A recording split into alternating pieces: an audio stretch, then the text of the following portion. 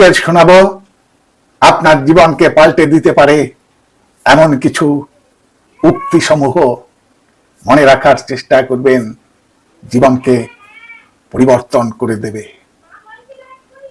যা তুমি দেখাও তার চেয়ে বেশি তোমার থাকা উচিত, যা তুমি জানো তার তুলনায় কম কথা বলা উচিত। সততার কাছে দুর্নীতি কোনোদিনই জয়ী হতে পারে না। দুটো জিনিস খুবই কষ্টদায়ক।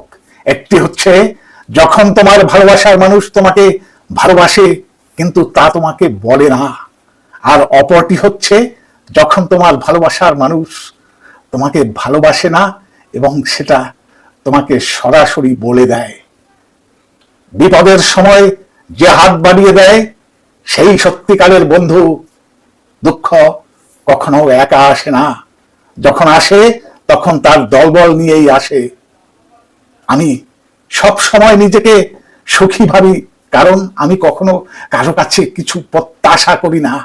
কারো কাছে কিছু প্রত্যাশা করাটা সব সময় এই দুঃখের কারণ হয়ে দাঁড়ায়। অভাব অভাব যখন দরজায় এসে দাঁড়ায়, ভালোবাসা তখন জানালা দিয়ে পালায়। কাউকে সারা জীবন কাছে পেতে চাও, তাহলে প্রেম দিয়ে নয়, বন্ধুত্ব দিয়ে আগলে রেখো। কারণ প্রেম একদিন হারিয়ে যাবে, কিন্তু বন্ধুত্ব কোনোদিন হারায় না। যে তার ভালোবাসা প্রকাশ করতে পারে না, সে ভালোবাসতেই জানে না। আনন্দ ও কাজ সময়কে সংক্ষিপ্ত করে।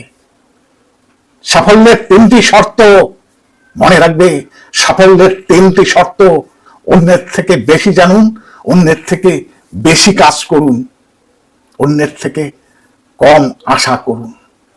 তোমার একটু অভিমানের জন্য যদি কারো চোখে জল আসে, তবে মনে রেখো তার চেয়ে বেশি কেউ তোমাকে ভালোবাসে না। তোমার বন্ধু যখন বিপদে থাকবে, তখন সে না ডাকলেও তাকে সাহায্য করো।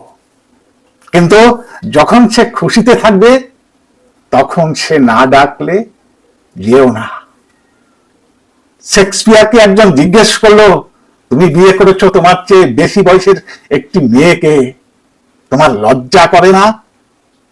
শেক্সপিয়ার তাকে একটি ক্যালেন্ডার এনে দেখালেন আর বললেন, আপনি বলতে পারবেন সপ্তাহের 7টি দিনের মধ্যে কোনটা যুবক আর কোনটা বৃদ্ধ?